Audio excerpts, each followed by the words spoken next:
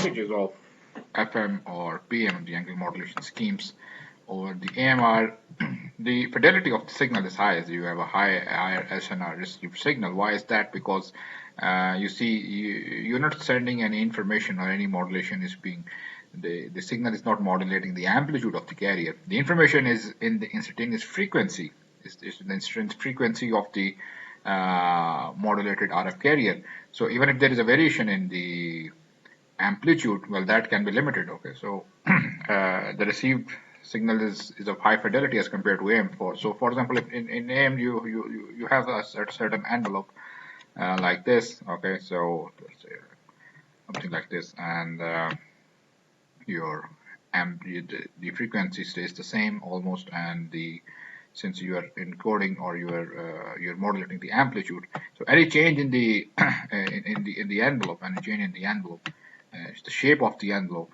due to the channel impairments like frequency selective fading, or uh, any atmospheric interferences like thunderstorms or whatever. If in the broadcast the envelope changes, the information is lost. So in FM the amplitude stays constant. Okay, so your frequency, since the frequency is varying, okay, it's high or low depending on how much is the amplitude of the modulating signal.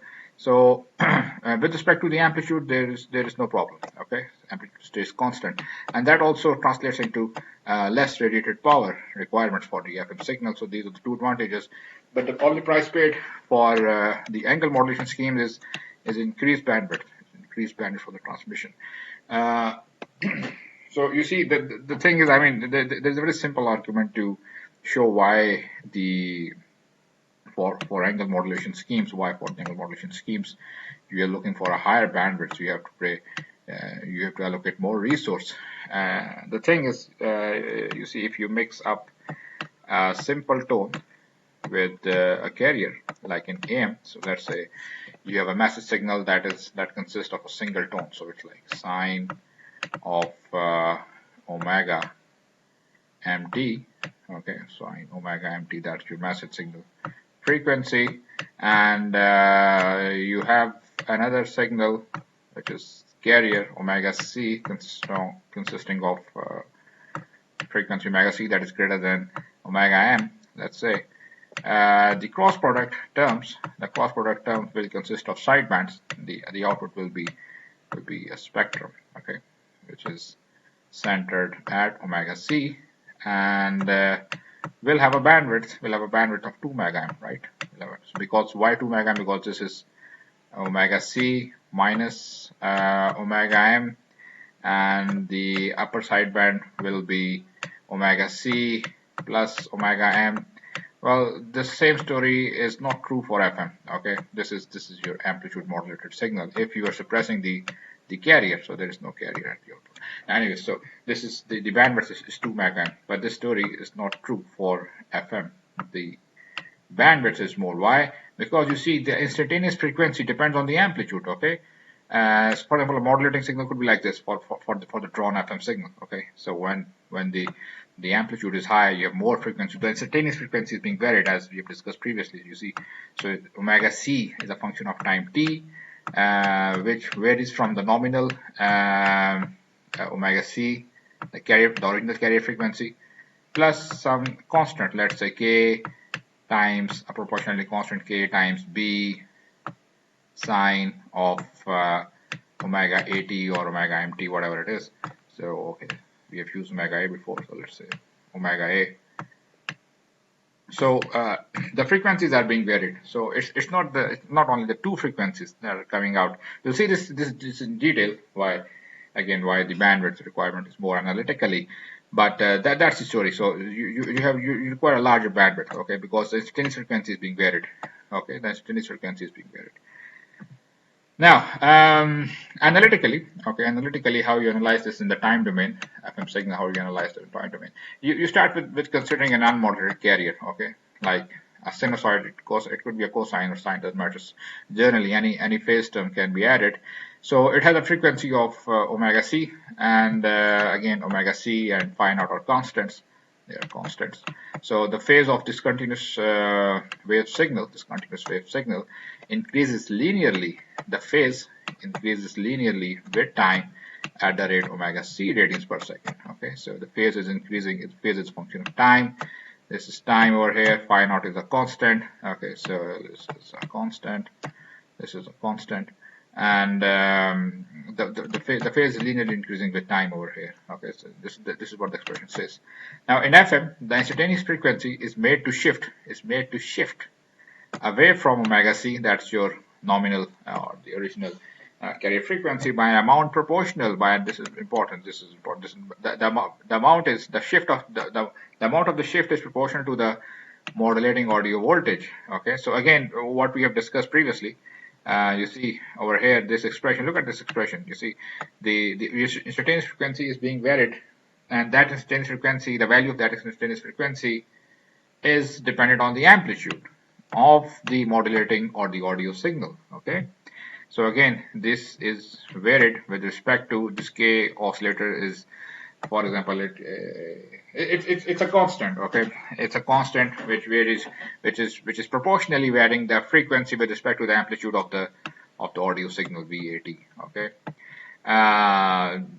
so usually you can, well, you can use a linear voltage control oscillator as well if you have a VCO, like here in this scheme. So you see over here you have an audio signal. Okay, you have a microphone. You have an original audio signal that is generated by the microphone. So what happens is that you have a voltage controlled oscillator, okay, such that the frequency is being controlled by the input voltage. Which voltage? The audio voltage. That's the audio component. That's the audio voltage over here. So if the frequency is being controlled by an audio voltage where K oscillator is let's say a constant of VCO, then the instantaneous frequency is the FM. Okay, that instantaneous frequency is the FM frequency. Okay, and that is being varied in proportion to the amplitude of the audio signal. Okay, so this makes an FM modulator. This is a basic FM transmitter system, such that which can be constructed by a simple VCO. VCO is the main component over here, such that the oscillations that is being produced by this VCO at the output and that's being radiated by the antenna is the oscillation of this VCO are being controlled by the audio voltage. Okay, the audio voltage, that is VAT.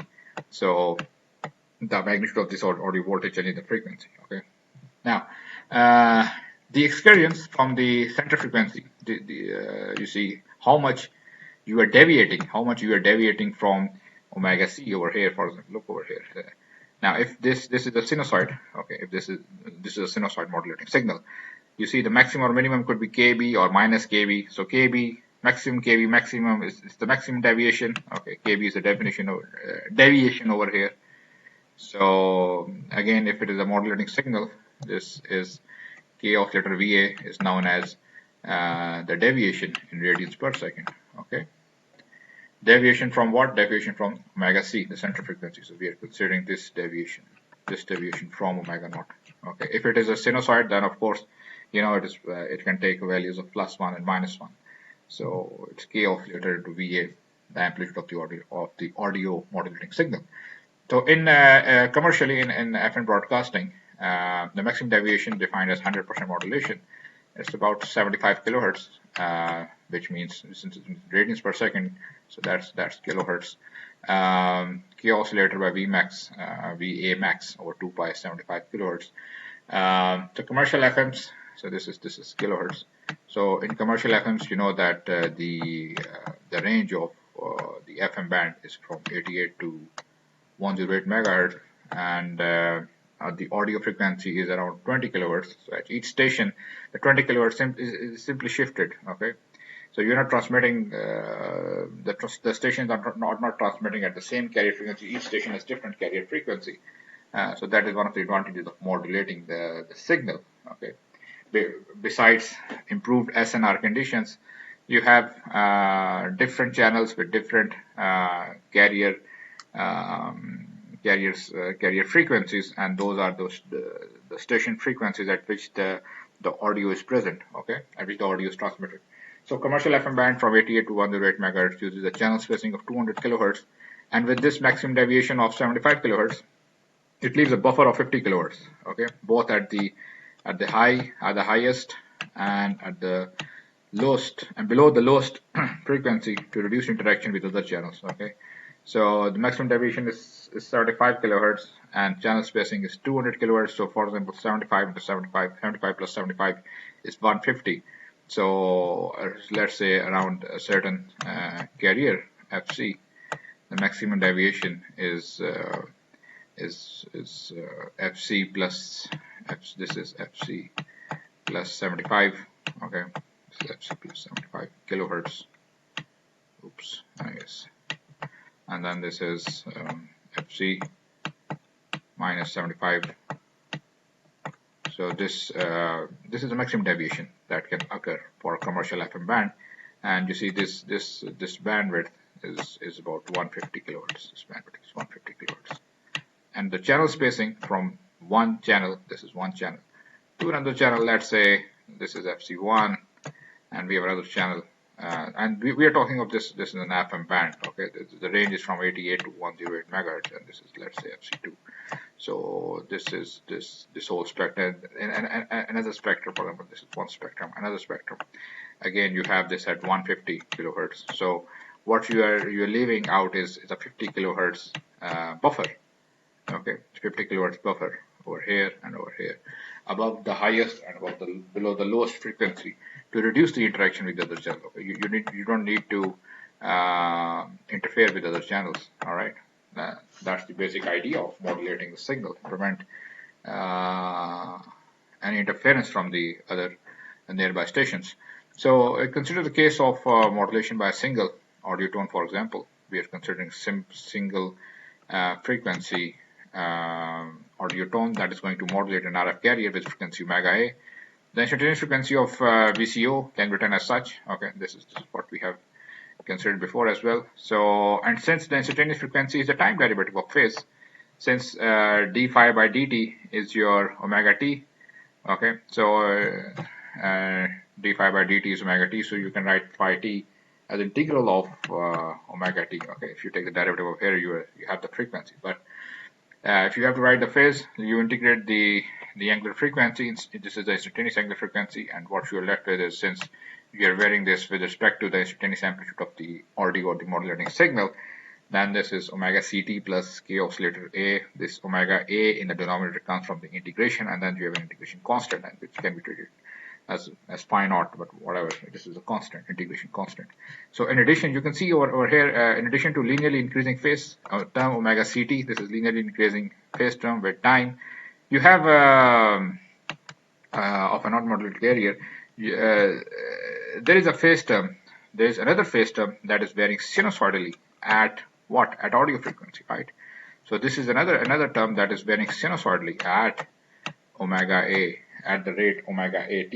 Okay, at the rate omega A. So the amplitude of the sinusoidal phase term is k oscillator A over omega A. So that's the amplitude, and these all the three terms over here, they're constant.